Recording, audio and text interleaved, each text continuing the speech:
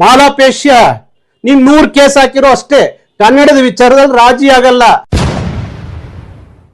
ಆಜ್ಞೆ ಮಾಡೋ ಹೈಗಳೆಲ್ಲ ದೇವರೇ ಆಗ್ಲಿ ಎಲ್ಲ, ಕನ್ನಡ ಸುದ್ದಿಗೆ ಏನಾದ್ರೂ ಬಂದ್ರೆ ಮಾನ ಉಳ್ಸಕ್ಕಿಲ್ಲ. 27 ಕನ್ನಡೀಕರಣ ಆಗ್ಲಿಲ್ಲ ಅಂದ್ರೆ ಬೆಂಗಳೂರು ಏನಾಗುತ್ತೋ ನನಗೆ ಗೊತ್ತಿಲ್ಲ. ಸಮಸ್ತ ಕರ್ನಾಟಕದ ಉದ್ಯಮಿಗಳಿಗೆ ನನ್ನ ನಮಸ್ಕಾರ. ಅರಿದು ಹಂಚಿ ಹೋಗಿದ್ದಂಥ ಕನ್ನಡದ ನಾಡು ಭಾಷೆಯ ಹೆಸರಿನಲ್ಲಿ 1956 ಒಂದಾಯಿತು. ಒಂದಾದಂಥ ಕರ್ನಾಟಕದ ಆಡಳಿತ ಭಾಷೆ ಕನ್ನಡ.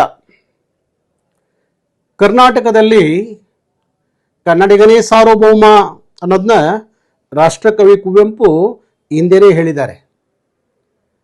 ಕರ್ನಾಟಕ ಸರ್ಕಾರವೂ ಸಹ ಕನ್ನಡದ ಕೆಲಸ ದೇವರ ಕೆಲಸ ಅಂತ ಹೇಳುತ್ತೆ. ಬೆಂಗಳೂರು ಬೃಹತ್ ಮಹಾನಗರ ಪಾಲಿಕೆಯೂ ಸಹ ಕನ್ನಡ ಉಳಿಸಿ ಬೆಳೆಸಿ ಅಂತ ಹೇಳಿ ನಾಮಫಲಕವನ್ನು ಹಾಕೊಳ್ಳುತ್ತೆ, ಕನ್ನಡದಲ್ಲಿ ಆಡಳಿತ ಅಂತ ಹೇಳುತ್ತೆ. ರಾಜ್ಯ ಸರ್ಕಾರವೂ ಕನ್ನಡದಲ್ಲಿ ಆಡಳಿತ ಅಂತ ಹೇಳುತ್ತೆ.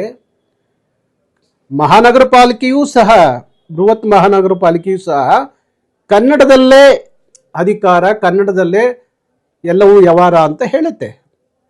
ಯಾಕೆಂದರೆ ಕರ್ನಾಟಕದ ಭಾಷೆ ಕನ್ನಡ. ಕನ್ನಡ ಭಾಷೆ ಅನ್ನದ ಭಾಷೆ ಆಗಬೇಕು ಅಂತ ಹೇಳಿ ಕರ್ನಾಟಕ ರಕ್ಷಣಾ ವೇದಿಕೆ 25 ವರ್ಷಗಳಿಂದ ನಿರಂತರವಾಗಿ ಹೋರಾಟ ಮಾಡ್ಕೊಂಡು ಬರ್ತಾ ಇದೆ. ಎಲ್ಲೆಲ್ಲಿಂದಲೋ ಬಂದಂಥ ಜನ ಇವತ್ತು ನಮ್ಮನ್ನು ಪ್ರಶ್ನೆ ಮಾಡಂಗಾಗಿದ್ದಾರೆ. ಕನ್ನಡಿಗರು ಬೆಂಗಳೂರಿನಲ್ಲಿ ಕೇವಲ 30% ಇದ್ದೀರಿ ಅಂತ ಹೇಳಿ ನಮ್ಮನ್ನು ಪ್ರಶ್ನೆ ಮಾಡೋ ಮಟ್ಟಕ್ಕೆ ಎಲ್ಲೋ ರಾಜಸ್ಥಾನದಿಂದ ಬಂದಂಥವ್ರು, ಎಲ್ಲೋ ಗುಜರಾತಿಂದ ಬಂದಂಥವ್ರು, ಎಲ್ಲೋ ತಮಿಳುನಾಡಿಂದ ಬಂದಂಥವ್ರು, ಇನ್ನೆಲ್ಲಿಂದಲೋ ಬಂದಂಥವ್ರು ಕನ್ನಡಿಗರನ್ನ ಪ್ರಶ್ನೆ ಮಾಡ್ತಾರೆ. ನೀವಿರೋದೇ 30% ಅಂತೇಳಿ. 30% ಅಲ್ಲ, 3% ಇದ್ರೂ ಇಲ್ಲಿ ಕನ್ನಡಿಗರದೇ ರಾಜ್ಭಾರ, ಕನ್ನಡದ ಭಾಷೆಗೆ ಅಗ್ರಸ್ಥಾನ, ಕನ್ನಡದ ಸಾರ್ವಭೌಮತೆ ಇಲ್ಲಿ ಉಳಿಬೇಕು ಹೊರತು ಇನ್ಯಾರ ಸಾರ್ವಭೌಮತೆ, ಯಾವ ಭಾಷೆಯ ಸಾರ್ವಭೌಮತೆ ಬೆಳೆಯಲಿಕ್ಕೆ ಕರ್ನಾಟಕ ರಕ್ಷಣಾ ವೇದಿಕೆ ಬಿಡಲ್ಲ. ಹಾಗಾಗಿ 27ನೇ ತಾರೀಕು ಒಂದು ಬೃಹತ್ ಮಟ್ಟದ ಇಡೀ ಬೆಂಗಳೂರಿನಲ್ಲಿ ಕನ್ನಡದ ನಾಮಫಲಕಗಳ ಕಡ್ಡಾಯ ಆಗಬೇಕು. ಸರ್ಕಾರ ಮತ್ತು ಮಹಾನಗರ ಪಾಲಿಕೆ ಹೇಳೋ ರೀತಿಯಲ್ಲಿ ಶೇಕಡ ನಾಮಫಲಕದಲ್ಲಿ ಭಾಗ 60 ಕನ್ನಡ ಇರಬೇಕು. ಯಾಕೆಂದ್ರೆ ಕರ್ನಾಟಕ ಇದರ ಆಡಳಿತ ಭಾಷೆ ಕನ್ನಡ, ಇಲ್ಲಿಯ ಜನರ ಭಾಷೆ ಕನ್ನಡ, ಇಲ್ಲಿ ಅನ್ನದ ಭಾಷೆ ಕನ್ನಡ. ಅದಕ್ಕೋಸ್ಕರ ಅವನು ಯಾವನೇ ಇರಲಿ, ಎಲ್ಲಿಂದ ಬಂದಿರಲಿ, ಅವನು ಯಾರೋ ಮಾಲಾಪೇಶ್ಯ, ಕರ್ನಾಟಕ ರಕ್ಷಣಾ ವೇದಿಕೆ ಕನ್ನಡ ಹಾಕಿದ್ದಕ್ಕೆ ಅವನು ಕೋರ್ಟ್ಗೆ ಹೋಗ್ತಾನೆ. ನೀನು ಕೋರ್ಟ್ಗೆ ಹೋದ್ರೂ ಅಷ್ಟೇ, 100 ಕೇಸ್ ಹಾಕಿರೂ ಅಷ್ಟೇ. ಇವತ್ತು ರಕ್ಷಣಾ ವೇದಿಕೆ ಮೇಲೆ 1000 ಕೇಸ್ ಇದೆ, ಇನ್ನೂ 100 ಕೇಸ್ ಹಾಕ್ರಿ, ನಾವು ಯಾವನಿಗೂ ಎದುರಲ್ಲ, ಅಂಜಲ್ಲ.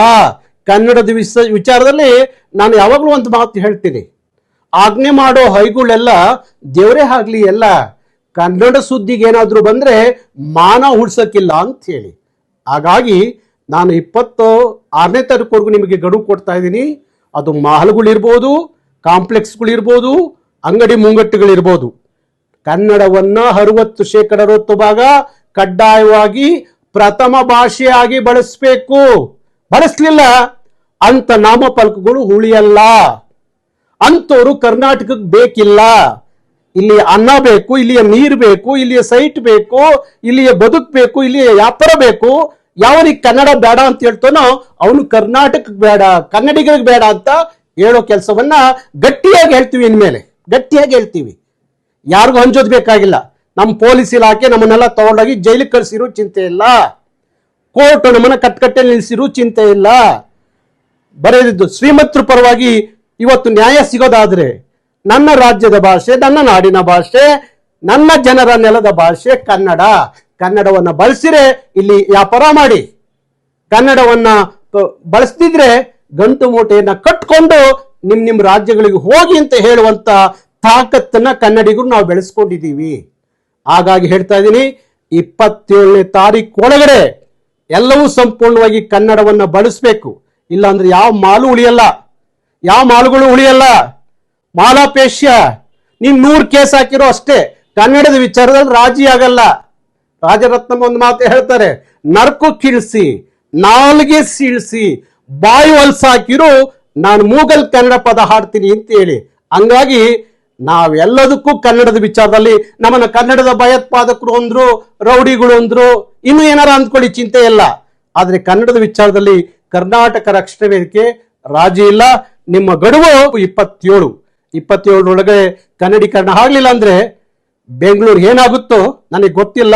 ಅದಕ್ಕೆಲ್ಲದಕ್ಕೂ ಹೊಣೆ ನೀವೇ ಆಗ್ತೀರಿ. ನಮಸ್ಕಾರ.